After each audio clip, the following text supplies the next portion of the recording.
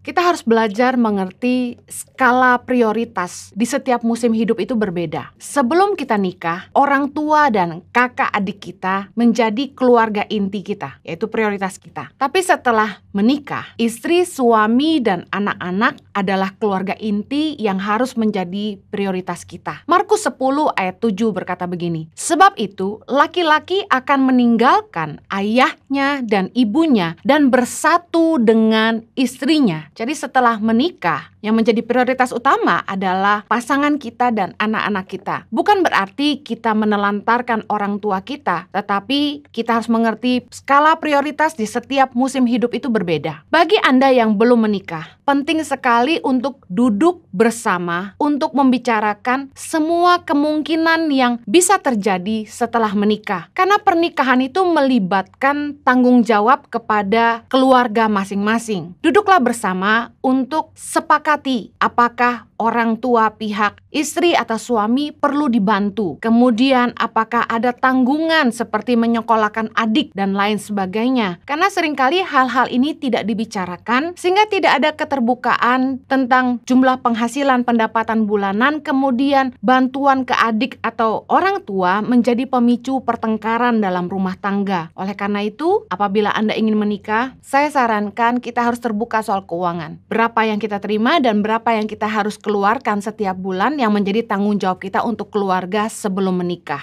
Lalu putuskan bersama-sama bagaimana ke depannya supaya jangan sampai kita mengorbankan keluarga inti lalu hal ini menjadi pemicu pertengkaran dalam rumah tangga. Ada orang-orang yang tidak mengerti prioritas lalu menelantarkan anak dan istrinya demi orang tuanya dan keluarga besarnya. Malahan ada yang istri-istri yang komplain ke saya bahwa mereka tidak dinafkahi oleh suami mereka. Mereka harus bekerja dan cari nafkah sendiri karena suaminya hanya memberikan uang kepada orang tua dan adik kakaknya. 1 Timotius 3 ayat 12 berkata begini, "Diaken haruslah suami dari satu istri dan mengurus anak-anaknya dan keluarganya dengan baik." Bagi Anda yang ingin terlibat dalam pelayanan, Anda harus mengerti bahwa kita dituntut memiliki sebuah standar. Hanya orang-orang yang bisa mengurus keluarganya yang bisa mengurus orang lain. Sama halnya ketika Anda ingin menikah, Anda harus mengerti bahwa Anda akan menjadi bapa, menjadi ayah.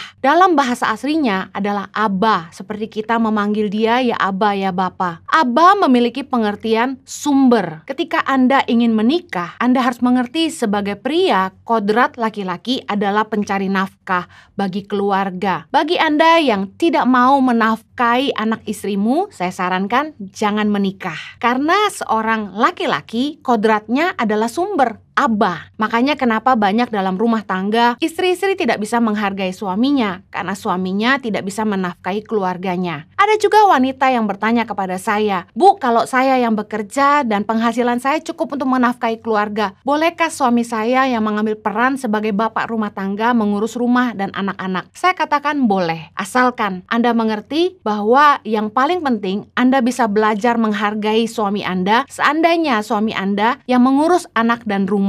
Karena suami Anda tidak menganggur juga. Mengurus rumah tangga tidaklah mudah. Mengurus anak-anak jauh lebih sulit daripada kita bekerja di luar rumah. Banyak pria-pria yang tidak tahan mengurus anaknya. Mungkin satu hari cuma menyempatkan waktu ngobrol main setengah jam saja. Sementara istri nggak ada liburnya. Banyak yang setelah menikah bertengkar karena pertama, suami tidak jujur tentang penghasilan. Yang kedua, bantuan kepada orang tua dan keluarga besar. Contoh adik-adik yang seringkali menyusahkan, misalnya berhutang lalu minta bantu sama kakaknya yang dianggap lebih punya uang. Seringkali menjadi pemicu pertengkaran dalam rumah tangga. Oleh karena itu penting sekali kita mesti ngerti prioritas. Keluarga inti adalah suami, istri, dan anak. Jangan sampai mengorbankan mereka ketika kita harus membantu keluarga besar kita. Duduk sepakati bersama seberapa banyak kita mau bantu keluarga kita setiap bulannya.